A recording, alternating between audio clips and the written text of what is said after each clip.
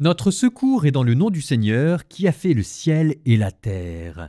Nous sommes en plein dans l'histoire des rois d'Israël. Attention, ça va aller très vite, la roue de l'histoire s'accélère et s'emballe. 1 Roi chapitre 15.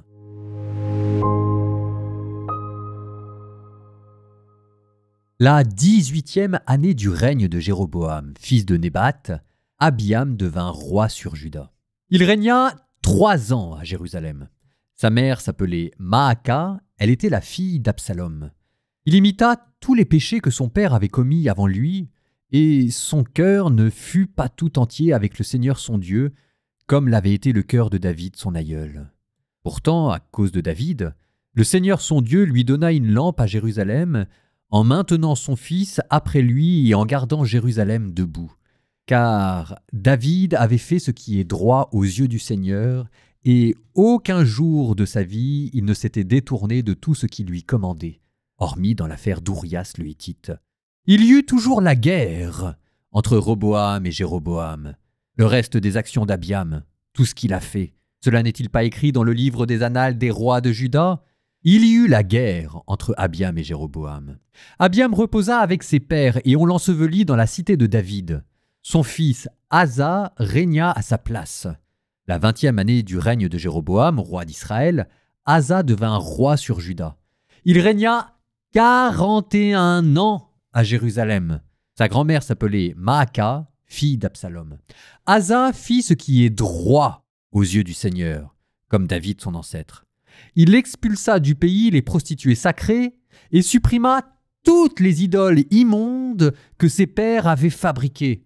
Et de plus, il destitua Maaka, sa grand-mère, du titre de reine-mère parce qu'elle avait fabriqué une infamie pour la déesse Ashéra. Asa abattit cette infamie et la brûla dans le ravin du Cédron. Mais les lieux sacrés ne disparurent pas, bien que le cœur d'Asa fût tout entier au Seigneur tous les jours de sa vie. Il fit apporter dans la maison du Seigneur les objets sacrés de son père et ceux qu'il avait lui-même consacrés, l'argent, l'or et les ustensiles. Il y eut la guerre entre Asa et Baasa, roi d'Israël, durant toute leur vie. Baasa, roi d'Israël, monta contre le royaume de Juda. Il fortifia la ville de Rama pour empêcher quiconque de communiquer avec Asa, roi de Juda. Asa prit tout l'argent et l'or qui restait dans les trésors de la maison du Seigneur et aussi les trésors de la maison du roi. Il remit le tout aux mains de ses serviteurs. Le roi Asa envoya ceci chez Ben-Hadad, roi d'Aram, qui était le fils de Tabrimon, fils de Hézion et qui résidait à Damas. Il lui fit dire « Il y a une alliance entre moi et toi, comme entre mon père et ton père. Voici que je t'envoie en cadeau de l'argent et de l'or. Va, romps ton alliance avec Baasa, roi d'Israël, qu'il s'éloigne de moi. » Ben-Hadad écouta le roi Asa. Il envoya les chefs de ses armées contre les villes d'Israël. Il frappa les villes de Ion, Dad, Abel-Beth-Maaka, toute la région de Kinéret et même tout le pays de Nephtali. Lorsque Baasa apprit cela, il cessa aussitôt de fortifier Rama et demeura à Tirsa. Alors le roi Asa convoqua tout Juda, sans excepter personne. Ils enlevèrent de Rama les pierres et le bois dont Baasa s'était servi pour la construire, et le roi les réemploya pour fortifier Géba de Benjamin et Mispa. Le reste de toutes les actions d'Asa, toute sa bravoure, tout ce qu'il a fait et les villes qu'il a construites, cela n'est-il pas écrit dans le livre des annales des rois de Juda ? Hormis ceci, au temps de sa vieillesse, il eut les pieds malades. Asa reposa avec ses pères et il fut enseveli avec eux dans la cité de David son ancêtre. Son fils Josaphat régna à sa place. Nadab, fils de Jéroboam, devint roi sur Israël, la 2e année du règne d'Asa, roi de Juda. Il régna 2 ans sur Israël. Il fit ce qui est mal aux yeux du Seigneur. Et il marcha dans le chemin de son père en imitant le péché que celui-ci avait fait commettre à Israël. Baasa, fils d'Ahias de la maison d'Isaacar, conspira contre lui. Baasa le frappa à Gibéton des Philistins, alors que Nadab et tout Israël assiégeaient Gibéton. C'est en la 3e année d'Asa, roi de Juda, que Baasa le mit à mort, et il régna à sa place. Dès qu'il fut roi, il frappa toute la maison de Jéroboam, ne laissant âme qui vive. Il les extermina, conformément à la parole que le Seigneur avait dite par l'intermédiaire de son serviteur Ahias de Silo, à cause des péchés que Jéroboam avait commis et des péchés qu'il avait fait commettre à Israël, provoquant l'indignation du Seigneur, Dieu d'Israël. Le reste des actions de Nadab, tout ce qu'il a fait, cela n'est-il pas écrit dans le livre des annales des rois d'Israël? Il y eut la guerre entre Asa et Baasa, roi d'Israël, durant toute leur vie. En la 3e année du règne d'Asa, roi de Juda, Baasa, fils d'Aïa, devint roi sur Israël à Tirsa pour 24 années. Il fit ce qui est mal aux yeux du Seigneur, et il marcha dans le chemin de Jéroboam en imitant le péché que celui-ci avait fait commettre à Israël.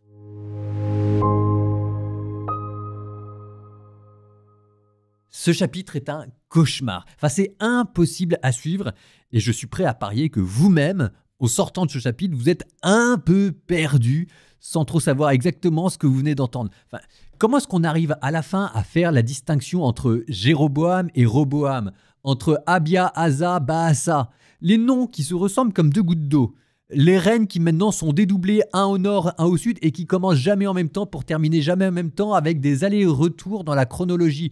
On vous parle de Baasa au début du chapitre pour ensuite vous expliquer à la fin du chapitre qu'il était devenu roi en faisant sa révolte. D'ailleurs, Jéroboam avait été à peine installé sur le trône que tout de suite une nouvelle dynastie prend le pas pour faire encore plus ce qui est mal aux yeux de Dieu.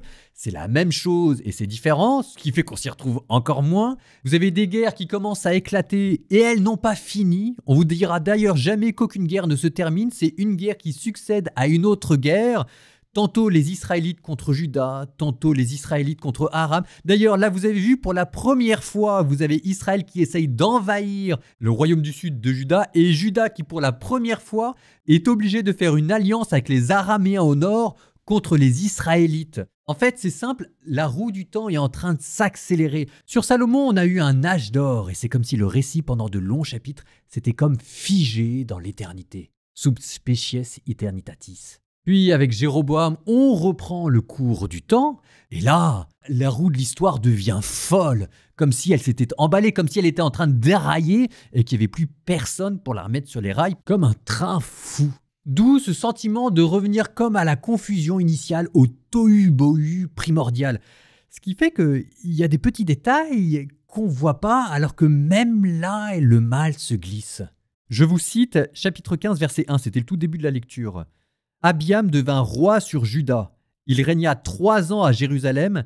Sa mère s'appelait Maaka. Elle était la fille d'Absalom. Vous dire que c'est la fille d'Absalom, ça veut dire qu'on ne la porte pas vraiment dans notre cœur. Et 2-3 versets plus loin, vous avez marqué quoi? Vous avez marqué Asa devint roi sur Juda. Il régna 41 ans à Jérusalem. Sa grand-mère s'appelait Maaka, fille d'Absalom. Et j'ai une petite note sur grand-mère. C'est la note numéro M, je lis littéralement dans le texte « sa mère ». Encore le politiquement correct, je vous en parlais le dernier épisode. Ce que la traduction essaye de vous cacher, c'est un inceste. Maaka était la fille du roi Abiam. Abiam a un fils Asa. Et Asa, sa mère, c'est aussi Maaka. Elle est la mère de 2 rois, du père et du fils.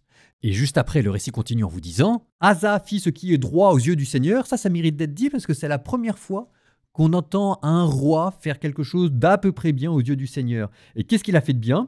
Il a expulsé du pays les prostituées sacrées, et en plus, verset 13, il destitua Maaka, sa mère, du titre de reine-mère, parce qu'elle avait fabriqué une infamie pour la déesse Ashéra.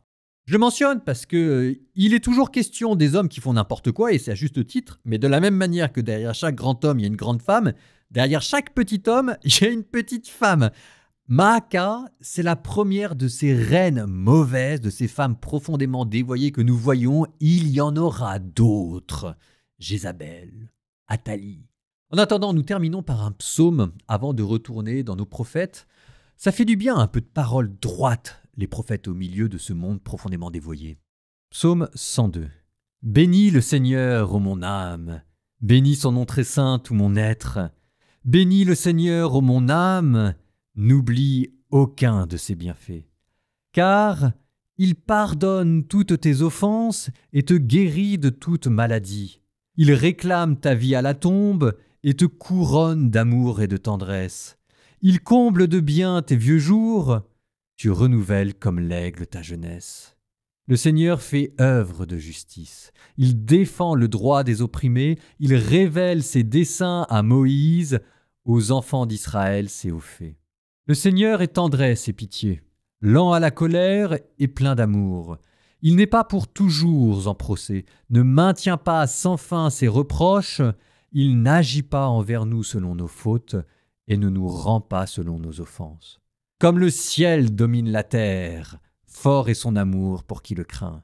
Aussi loin qu'est l'Orient de l'Occident, il met loin de nous nos péchés, comme la tendresse du Père pour son Fils, la tendresse du Seigneur pour qui le craint. Il sait de quoi nous sommes pétris. Il se souvient que nous sommes poussière. L'homme, ses jours sont comme l'herbe, comme la fleur des champs, il fleurit. Dès que souffle le vent, il n'est plus.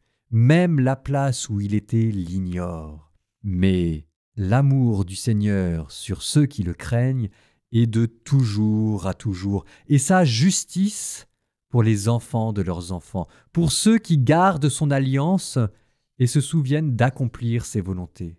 Le Seigneur a son trône dans les cieux, sa royauté s'étend sur l'univers.